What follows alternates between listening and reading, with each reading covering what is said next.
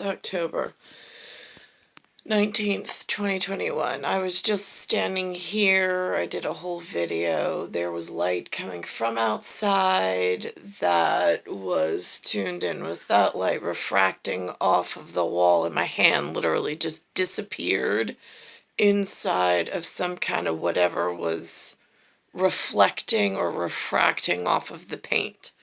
Now, I made mention, on here you can see as I turn the amount of light, if I turn the top light off, you can see the amount of sunlight outside is still harmful, but it's not entering the space at this moment because I can still see my hand between. There's some kind of barrier.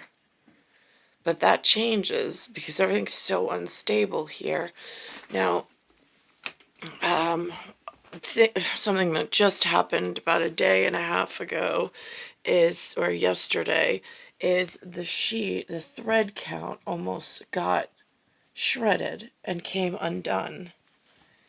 Now, this I know is down by the foot region of the bed. But it just came, they're quality sheets. Then I had to look actually at my foot to see what changed. And what changed is there's a friction, F-R-I-C-T-I-O-N, that is caused when I have a feeling like my knee joint is not cracking nearly as much as it was about a month ago. But I have plasma dysplasia that puts pressure on my nerves at certain times. When I stand up, I have to wait until things kind of almost like settle like a gel before I can make movement, because it's just, the instability here is just so much. On my sock, these are brand new socks. The thread by the heel is not wearing nearly the same as by the ball of the foot. Here, it looks like regular stars. But down towards the heel, you can see where it's wearing differently, almost bleeding and moving thread count than the stars that are in perfect tactile, like the way that they were made. And then down here by the heel, where you can see where they're wearing differently. It's the same thing if you look from this side. You can start to see the threads sticking out as well. That's due to the friction. But if I take the sock off, it's the heel itself at the bottom here. That does not look anything like the foot that I had 9 months to a year ago. This foot looks totally different.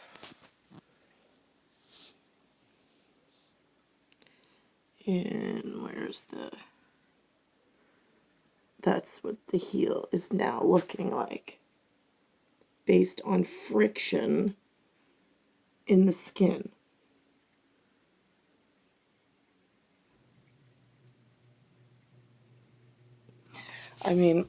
It's raising the dermal plane. The pieces that, because it's being hit almost with like a static charge, because the air is so highly volatile and highly unstable in radical particles, in a photon, almost like a high particle accelerator, and then it starts to like become unstable, but you have stable features walking through the unstable acclimate. Well, it tends to electrically shock parts of the stable endothermal whatever. And then in the physics, what it does is it's starting to like leave or like accumulate almost in my heels. And it's starting to make the tissue grow instead of shedding. It's now, I'm trying to think of like a cradle cap that sometimes you get at the top of the head for the same reason. In dermal ablation, you get the same on the back of the calcaneus, and what happens is it starts to thicken because of it's no longer sloughing off like it should naturally in like a loofah kind of a way. It's starting to electrolysis. It's starting to stick and coagulate and thicken the dermal plane. And then as it starts to, it like teases or frictions a section up, but that section that gets almost peeled like a carrot as you peel it, as it comes unpeeled, it doesn't slough off. It becomes like a hard, calcified or ossified piece of flesh tissue.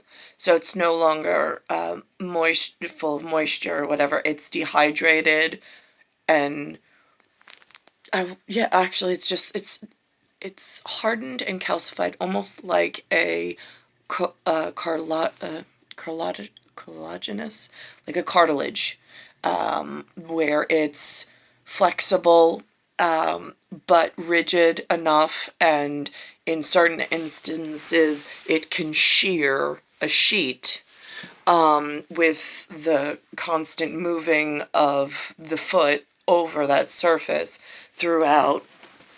One evening, it just tore like, I mean, they used to say the Sous, S-O-U-S, I mean, Vusu, but that's when you have the stringy, when you do like a bow and arrow situation with a, litigious tribe, that's crafty in a whole nother sense of like a deer hide, and you use their ligaments as a, like, as some form of holding a rawhide together. I mean, they talk about this, and they made the bones into some form of needle, and then they used the ligaments almost as like a suey to hold the carcass together to make clothing out of it, in a natural sort of way. That's kind of where the thought pattern on how I arrived at this conclusion came from. I'm like, what would cut a hole in my sheets overnight that's on my body?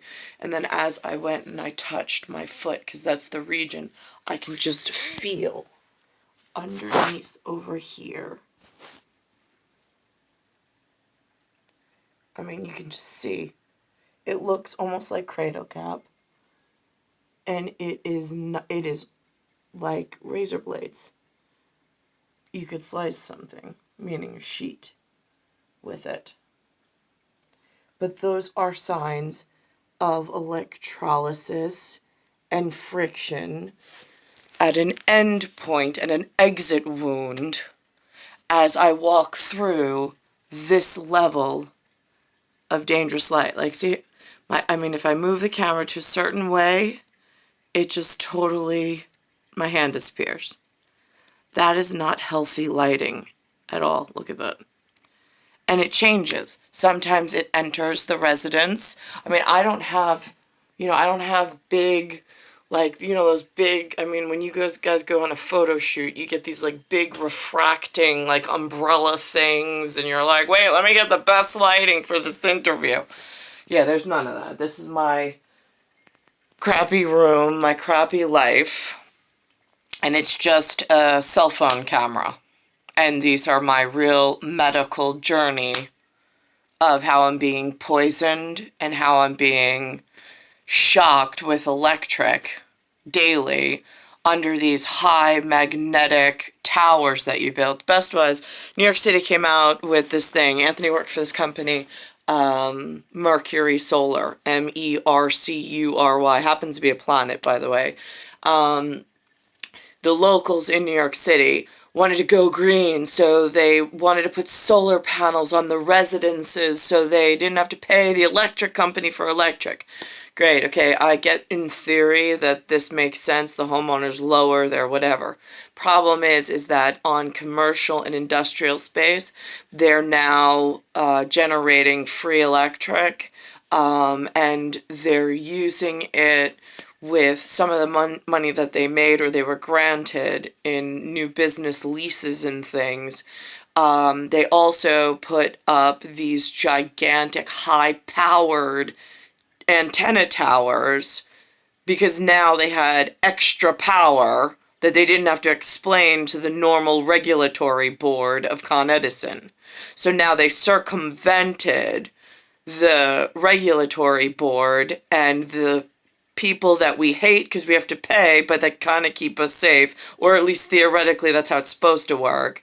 So now they sold all of this green space and this new leasing of solar panels all over the city, but that's going to fuel these high-power cell towers and magnetic towers that are now creating instability in force and in nature and are causing major health issues that I can explain.